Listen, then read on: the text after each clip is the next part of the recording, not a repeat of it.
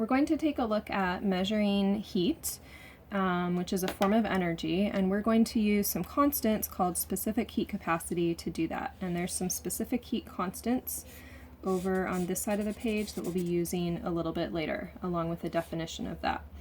So a couple bits of background first. You may be familiar with this delta H value that shows up sometimes in our energy conversations, and that's going to be the same as this value Q, and that would be true for Q at constant pressure. So we're going to talk more in these calculations about Q than about delta H, but we'll see them come together a little bit later in our problems. So if I want to measure heat, this is an equation that we can use to measure heat. Q equals M times C times delta T. So let's define each of these variables. Q will be our heat, M will be our mass of substance, C will be a constant, and that will be this specific heat capacity, and then this T will be our change in temperature. Remember, delta means change, and that will always be T final minus T initial. So that's going to be the equation that we use to quantify how much heat am I going to get out, or what kind of temperature change am I expecting. So let's take a look at these problems. We'll just kind of visualize them first and then put more calculations on. So a 10-gram sample of solid aluminum is heated in the oven and absorbs, keyword there, 1,500 joules of energy. So we want to sketch this process really, really simply and use arrows to show the movement of heat. So I've got a little chunk of aluminum here, and surrounding it is the oven. And it says absorbed here, so that means this aluminum is going to absorb some heat. If it absorbs energy or heat here, I'm thinking its temperature will increase. The aluminum temperature will increase. All right.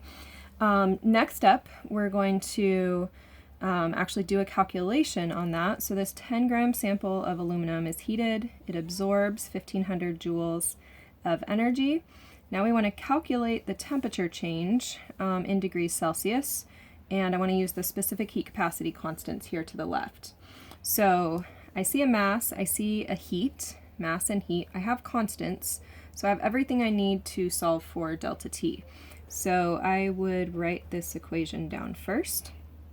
You can solve this in a couple ways. I could just plug numbers in here, or if you want to rearrange it like it was algebra, then I could move the M and the C over here. So Q over MC equals delta T. I'll go find that Q, and I want to make sure I have the right sign on it. So 1,500 joules, and it was absorbed, so that's going to be a positive, right? When you absorb money or absorb heat, that will be positive, divided by a 10-gram sample, times C. So I come over here, aluminum has been added on for you. It's going to be 0.900. And specific heat is a measure of joules that it takes to raise 1 gram by 1 degree Celsius. So it takes 0.9 joules to raise 1 gram of aluminum by 1 degree Celsius. Those are the units for any of these specific heats. And you can see that different substances have different specific heats, which we'll explore a little bit more on this page. So when I do that calculation, my change in temperature comes out to 167 degrees C. That's a positive temperature change. There's not a negative sign there, and that matches with what I thought, that it should be a temperature increase. And I can see here where this C constant was, that was pulled from my constants over here.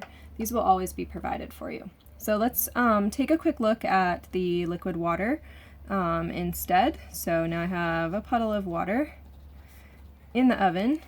It also absorbs the same exact amount of heat, 1,500 joules, so heat moves in.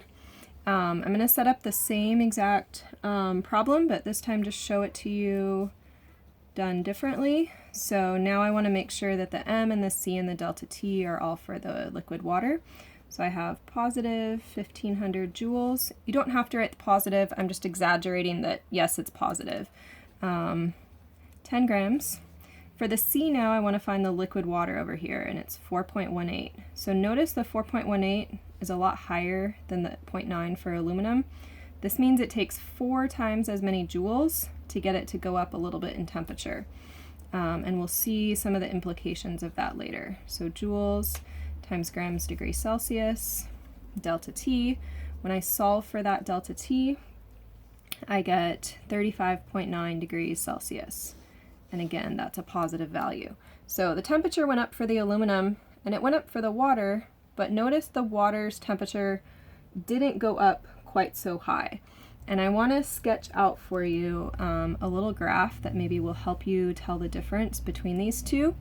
So if I graph that temperature change compared to the joules that I'm putting in, and let's just say that here is my 1500 joules. So that 1500 joules gave me a certain temperature change for my water, but at that same 1500 joule mark, I had a much higher temperature change for the aluminum. This is not to scale at all.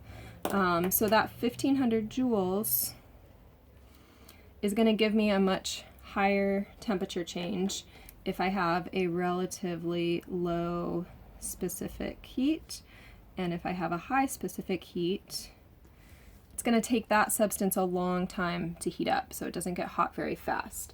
A good example of this is if you think about the ocean. It takes a long time for the ocean to heat up because water absorbs heat and absorbs heat and absorbs heat, and it just doesn't warm up very much. Likewise, so this is going to be slow to heat. It's also going to be slow to cool. So once the water at the beach finally gets warm in August, then it also takes a long time until like November for it to cool down.